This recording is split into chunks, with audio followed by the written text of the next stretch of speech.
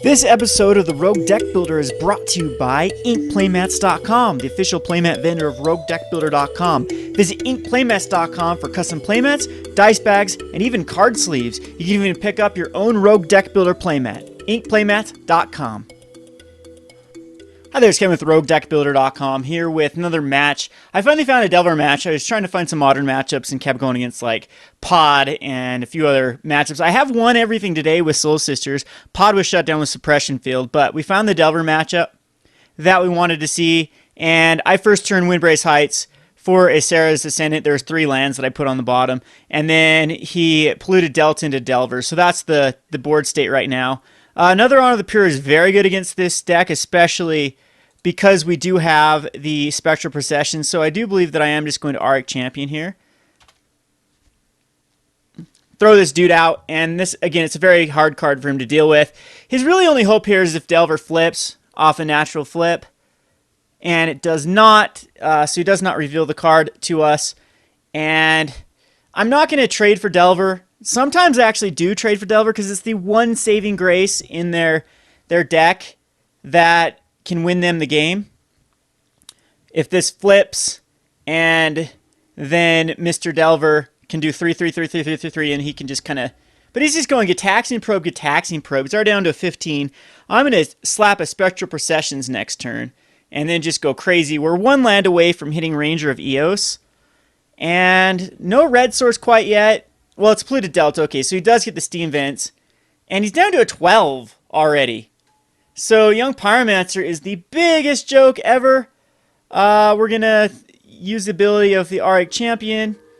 And get Taxing Probe number 3. Alright, so why don't let me yield to this? Okay, so I'm up to a 22. He can't attack in with these Pyromancer tokens. I mean, I could hit the Delver. Yeah, I'll take 1 here. I'll attack in with the Champion. I don't think that... I think he's in the hard position of dealing with Spectral Procession tokens instead of... So me attacking it... Nope, you know what? Well, he's down to a 10. So I just put him on the verge of just losing by attacking with the Auriok Champion, or... Let's see here. I think I just leave it back for the Pyromancers. Yep, I will.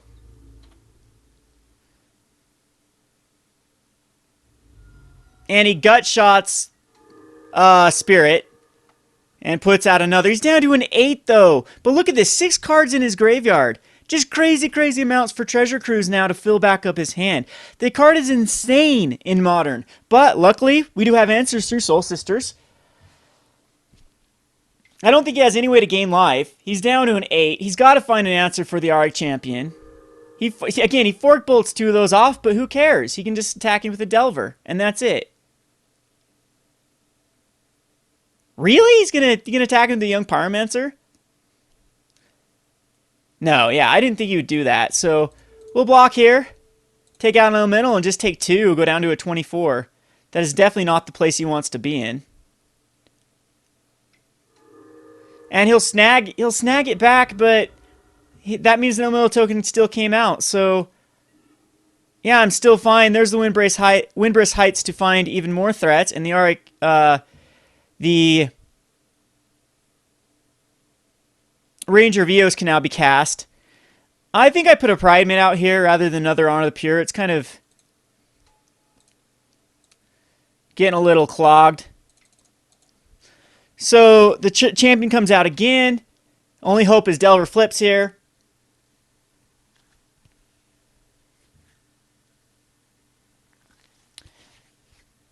I don't even know if Dried Militants are even that decent in this this matchup. So Serum Visions, I'm gaining a life. Yeah, we'll have to gain a life from all these elemental tokens. See if he finds that Treasure Cruise to fill him back up. Ranger next turn is going to find me Martyr, Martyr, Martyr. That's basically what I'm going to do. And a Monastery Swift Spear. Which he's attacking with all those elemental tokens, which will kill off 1. So I'm down to a 19. Drawn to another height, Windbrisk Heights. But we'll definitely cast this.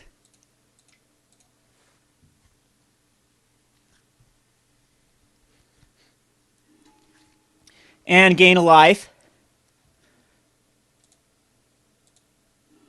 And we're going to grab... yeah, I'm going to grab Martyr. Martyr.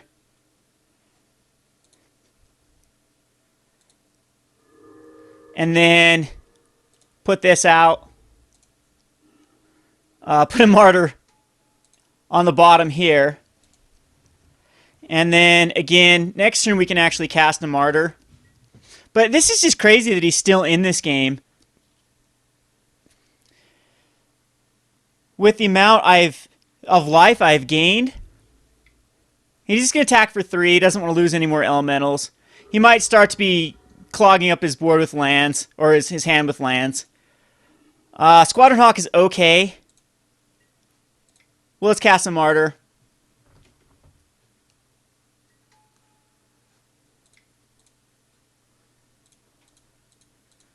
And really just get up there in the life.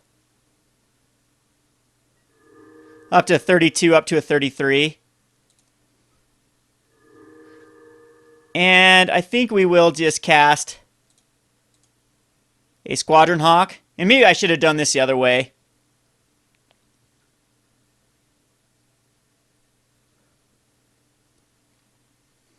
And he just concedes. Yep, there's really just nothing he can do. We would have, drawn into more stuff. Eventually, the Spectral Procession. Return the Ranks actually seems good in this match.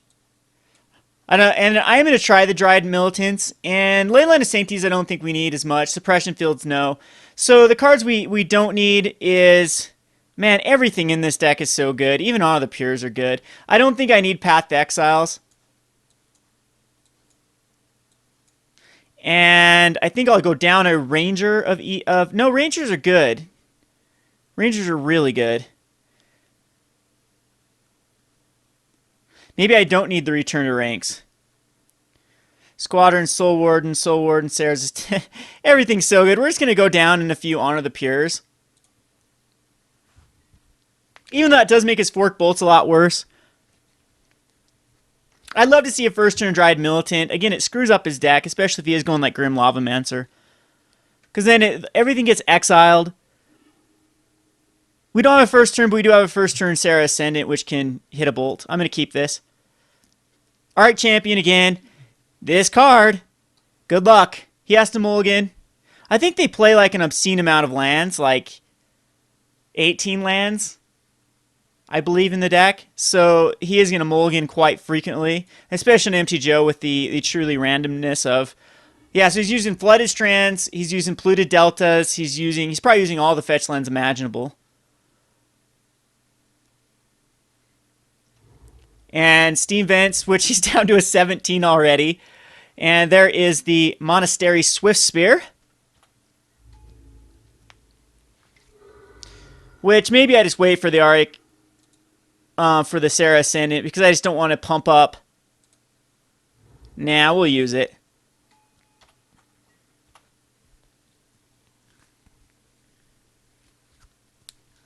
Mr. Champion, or Mrs. Champion is going to come out next turn unless he has, like, Spell Snare. And if not, I mean, we still have Squadron Hawk. And we'll let this go through. I mean, he could be putting Mana Leak. Could be Young Pyromancer, Gut Shot. All the shenanigans there. Down to a 16 if he shocks himself here. Nope, he does not. Yes, I wanted him to tap out. Absolutely wanted him to tap out, so no Spell Snare. Drew into another Squadron Hawk. Absolutely hate when that happens. But here's the champion.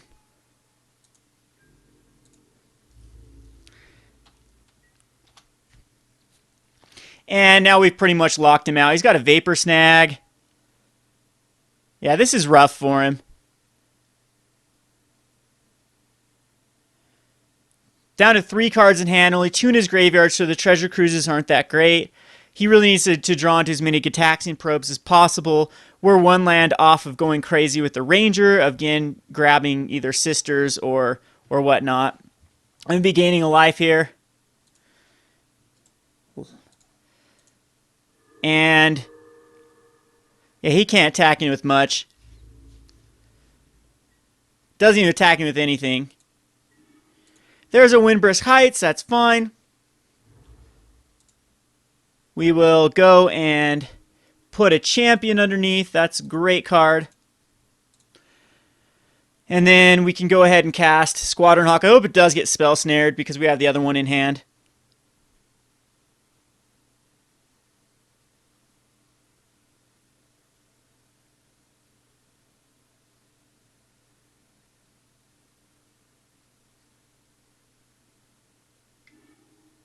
Vapor Snag's on the Auriok Champion, but it's going to give me a life before that actually happens.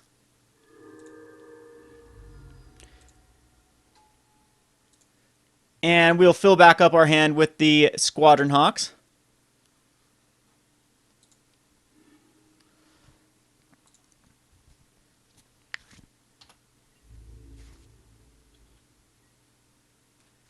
See if this guy flips.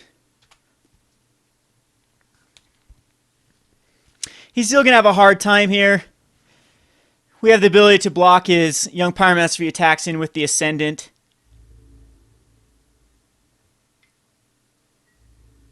And I do believe I just make a block with the Elemental.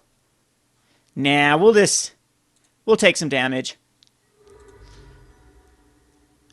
So his Delver didn't flip again. He's having pretty bad luck with those Delvers. I could be running into a Mana Leak here. So we'll try it. See if he leaks it. He does not. And this will just be an honor here.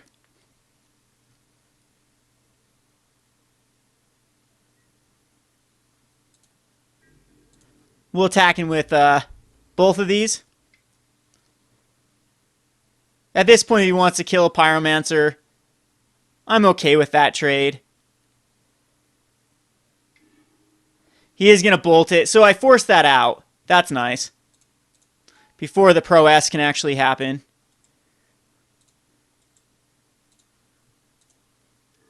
And now he's down to no cards left in hand. And still an unplayable Treasure Cruise. Let's see, 4, 5, 6. Yeah, 7. He needs 8. So down to a 14 as well.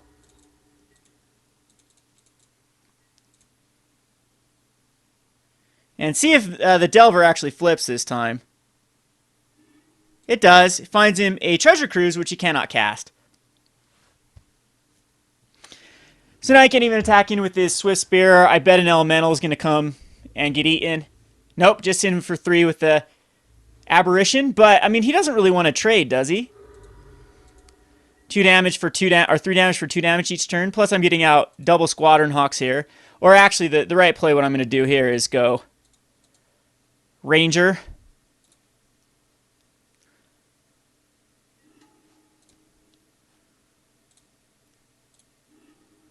And we'll get a Militant. And we'll get a Martyr.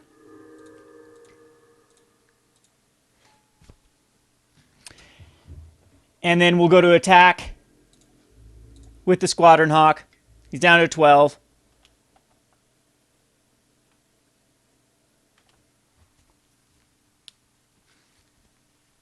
And now he can't cast that Treasure Cruise because whatever he casts will be exiled.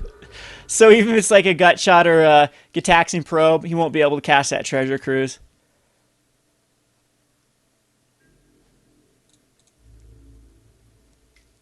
Just taking 3. Back down to a 14. He does have 2 cards in hand. We know one of them.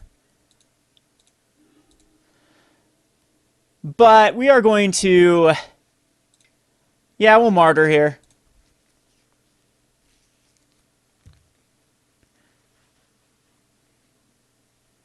And he scoops, because, yep, there's really nothing the deck can do. It's Auriok Champions, locks them out. They can draw I mean, the deck has a lot of ways just to completely go through the deck and find what they need, but no answers, zero answers besides Vapor Snags, which are very inefficient versus the Auriok Champion. I mean, it's still a card that they then will have to get card advantage somehow through Treasure Cruise, and it's just not enough. 4 copies of things to get them up in cards is not enough. Anyway, I would even say that Cryptic Command might be a little more powerful than Treasure Cruise, as it can counter a spell and draw a card, and so that is just like 3. That's like going up in 2 card advantage there. And that's all Treasure Cruise does, is replace itself and draws 2 extra cards. Anyway, I think I won't show you any more matchups. Maybe I will. If you guys are interested in seeing more matchups, in the description of these videos is a overview of how you play the deck against the various different decks in the format right now. With Zoo being big, with Affinity being big, with Pod and Twin still relatively big, and then You Are Delver being the new top dog on campus, I think that Soul Sisters is very well positioned. This has been Kevin with RogueDeckBuilder.com. Thanks for watching.